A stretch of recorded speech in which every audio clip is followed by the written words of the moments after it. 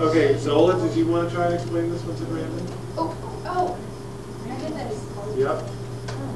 Okay, so if the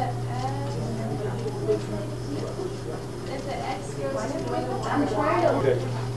Okay, go ahead. All right, so number one, is this a function, yes or no? Inquiring minds want to know. Okay.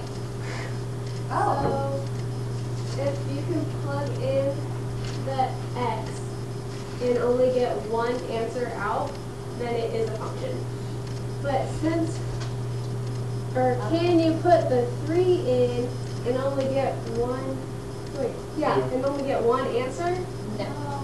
No, because we can go to the 2. Where's your math? In your math. Who's Swiper? No, it's not a function. Okay, awesome. Future teacher right there. So does that make sense, Brandon? Yeah. Okay, so we put in 3, we got a 7, put in 3, got a 2, no good. So if 3 is over in the x class, but it's lined up with like 2 7s instead. Then it would be okay. Yeah, so if this one was a 7, then it'd be all right. Okay, okay, good. Well, Zola's obviously a way better teacher than me, so you've known that. Number 5? Yeah.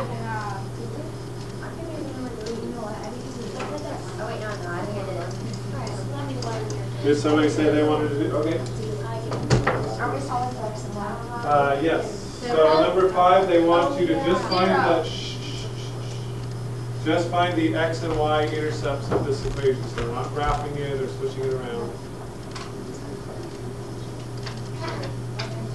So to find x, you plug 0 in, and then that would turn to 0, and then y equals 0. Okay, so the y-intercept is 0. 0. Okay.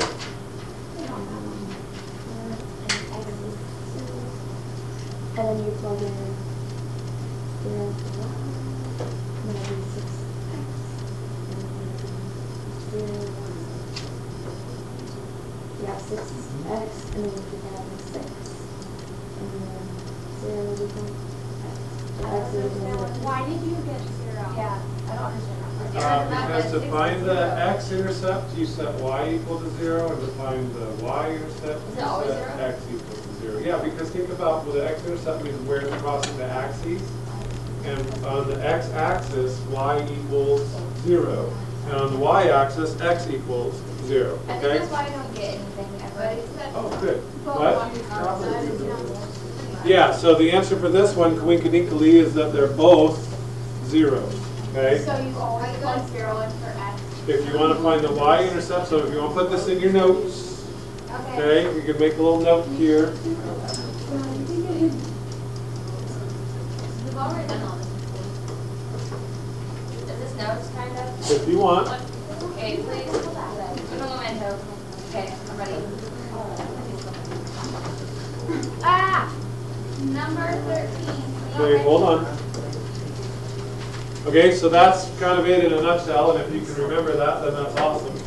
But if you're trying to find the y-intercept, you plug in x equals 0, and if you're trying to find the x-intercept, you plug in y equals 0. And like I said, the reason for that is, if you're trying to find out where a graph crosses the x-axis, what does y equal right there on the x-axis?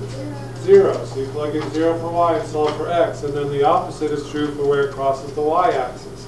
Because on the y-axis, x equals 0. So that's how you find the y-coordinate at that point. Okay? And I'm just going to take a tiny, tiny little ticky-tack issue with one thing that she did. This over here was awesome. In here, did she really plug in 0 for y? No, she wrote this y here. This y kind of shouldn't be there. You should just replace the y with a 0. It worked out the same, but just, you know,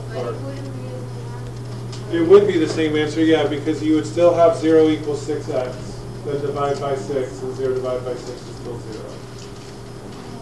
So it does, I mean, you know. Okay. All right, what else? Let's do set 15. 15? No. Yeah. No? Yes, I like 15. Shush. Oh, so these are the ones in standard form. You don't like that? Oh, wow, I did have a Maddie needs 11.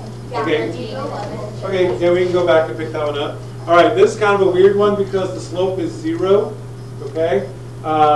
So one way to think about that is if the slope is 0, what does the line look like? Just draw it in the area. It's just going to be a flat line like this. Will horizontal line cross the x-axis ever? No. And so since it does not cross the x-axis, that means there is no x in your answer. Okay? I never knew math class could be so romantic. It happens. I guess it does, yeah. I like how you definitely were. This is an eye-opener here, yeah. Okay, so it does not cross the x-axis, so there's no x in your answer, so your answer is going to be y equals something. How do you know it's 1? I saw y intercept. Because that's what y equals. Okay, so that one is simple. Y equals 1.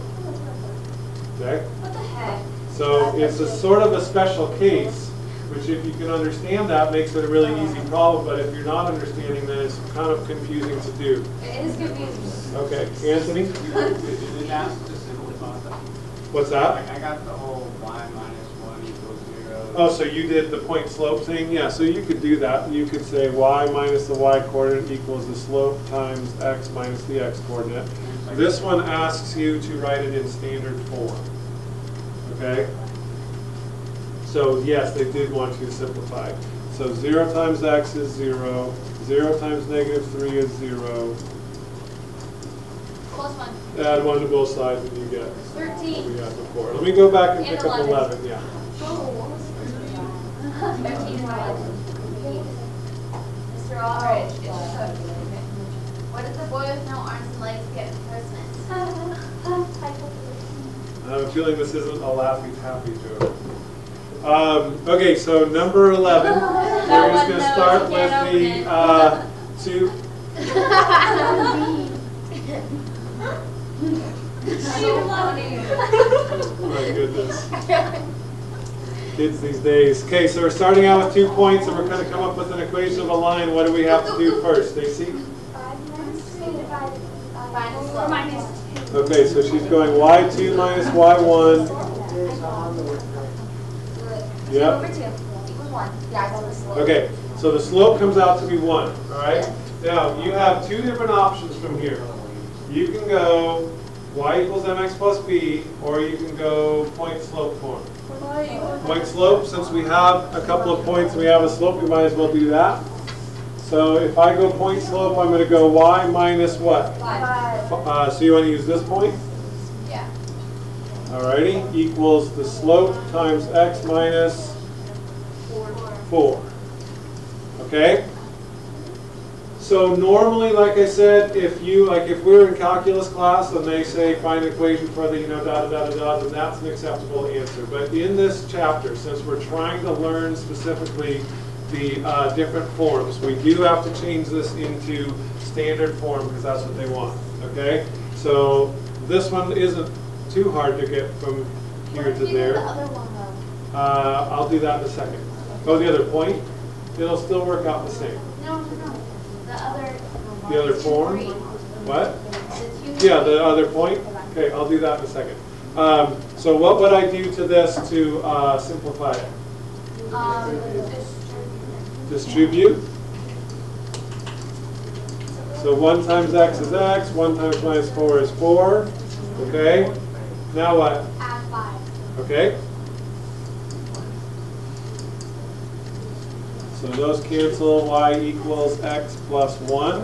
All right, standard form, what has to be true about the x and the y? On the same side. So how can I get the x on the same side with the y? Subtract x from both sides. So those cancel. So I'm going to go negative x plus y equals 1. Yeah, and that's kind of technically okay, but we like to start with a positive. So Valentina, multiply by negative 1, so that's going to change the negative x to an x, change the y to a negative y, and the 1 to a negative 1. Okay? All right, so Lindsay says What if you decided to use the other point instead? So let's do the same thing with the other point. That would be y minus 3 equals the slope times x minus 2. 2. Okay, so what do I do to simplify this? Distribute again. And then And then you're gonna add 3 to both sides. So those cancel, so y equals x plus 1. So Lindsay, hello. You asked about this, right? Yeah, you said what if you... Oh, yes, I did. I just think I forgot Okay, the answer. can you see that now since we've got there to the same place, if we go from there, we're going to end up with the same answer? Okay, so it doesn't matter which point you'll choose, you'll end I did up... y equals x plus b. Oh, okay, that should come out to be the same also. Okay? Since we're struggling, can we What's put that? puzzles? What, Jennifer? Abdog. I get This it. is the same as this. And so then if I subtracted x from both sides and multiplied by -1, then I get that. Trying to save a little time. Okay, did somebody say 13? I know. Yes? Yes. No. I'm kidding.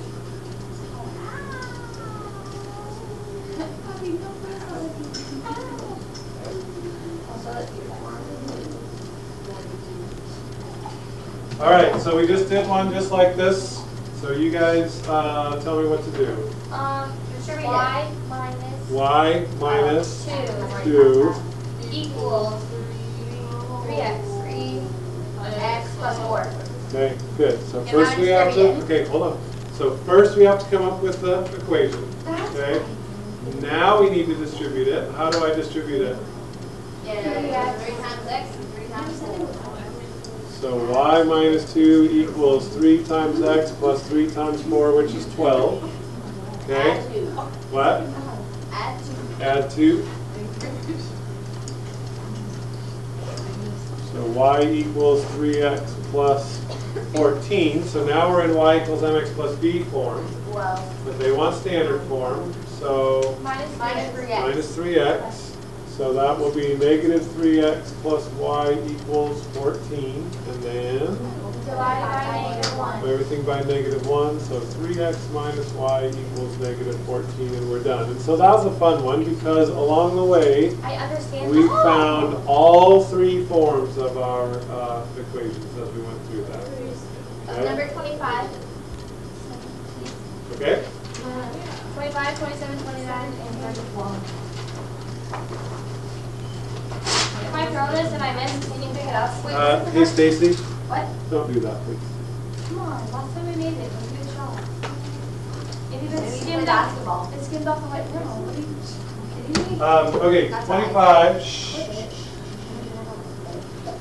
Is this direct variation? If so, what's the constant of variation? What do we have to do to figure that out? Okay, Divide by 2. We want to solve this for y. So we're going to divide both sides by 2. So that gives me y equals 3/2 x. Is it direct variation? Yes. Since it's y equals a number times x and that's it, there's no adding or subtracting going on, that means this is direct variation. What's the constant of variation? 3/2. Okay? What else did you say? 27? Yeah. Okay.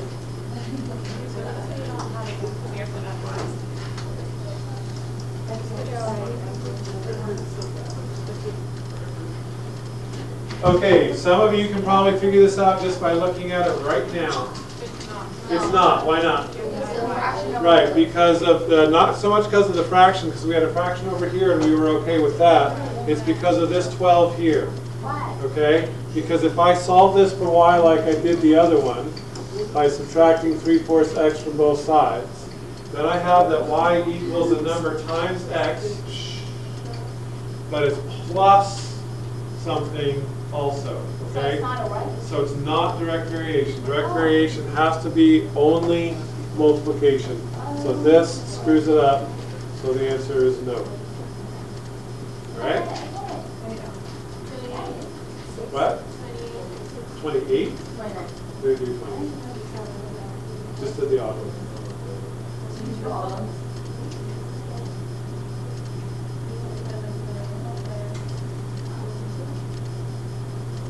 Was she speaking Spanish over there? You say 29? You say 29? 29 and 31.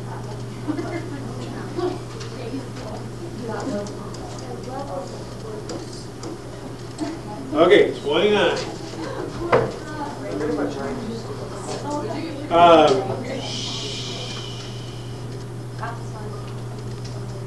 29. What do we have to do first? Get it? Yeah, solve this for y. So subtract 3x. And I'm going to tuck that x in front of the 6 just because that's the way we usually see it. Okay, what do I do now? Divide everything by 2.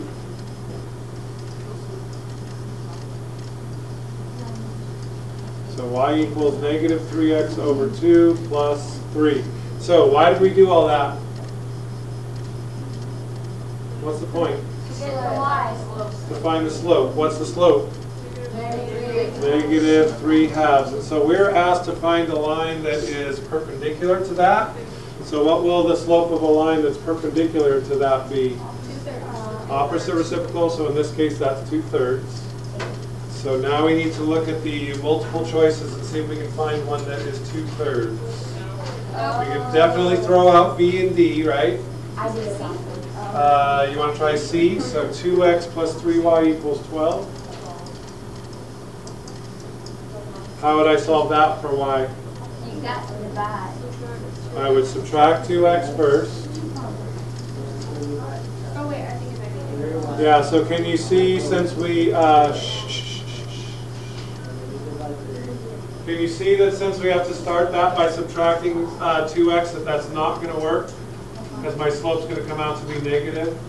Okay, so C doesn't work, B and D were out from the get-go, so the answer must be Let's A. just assume. We'll just assume with the capital A.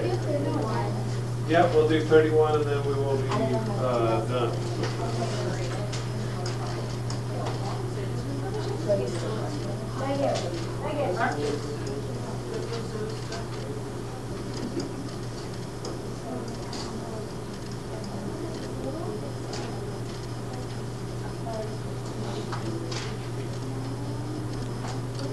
Okay, so 31. Here we go. Suppose m equals 25 minus 0.15 n describes the amount of money remaining on a $25 phone card M as a function of the number of minutes of calls you make n. So n is number of minutes.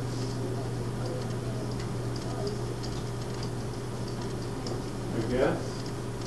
And is n sort of the money? Money remaining. Okay. All right. So they want us to figure out what is a reasonable domain and range for this problem. So for the number of minutes, yeah, the least number of minutes you could use if you wanted to was 0. What's the most number of minutes you could use on that phone card? 166.6. And how did you get that? You divide 25 and Very good. That's right. Yeah. you divide 25 and 0.15. Okay. So what did you come up with, Bailey? 166.6. Okay, so 166 2/3. So the domain, Lindsay, so domain, the number of minutes, the least number of minutes you could use for your phone card is 0. And the most number of minutes that you could get out of it is 166 2/3. Okay. Okay? Or anyone in between there. What's the answer? That's the domain. Okay? The range, what's the amount of money that you could spend? 0 to 25, yeah. So if you didn't use any minutes at all, you would spend no money. If you used it all up, you'd spend $25. How do you tell which one is the main range? Good question. Which one of these is the x and which is the y? Y is 25. I don't know how to know that though. Okay, because we usually have y equals, right? And since it's m equals, so the m is the y, which means it's the range. And the other thing that they do is they say in the book is that it says it's a function of the number of minutes, so that means that this is your x. All right? Quiz time. Okay, we guys pass those forward, please. Right when I get them colors.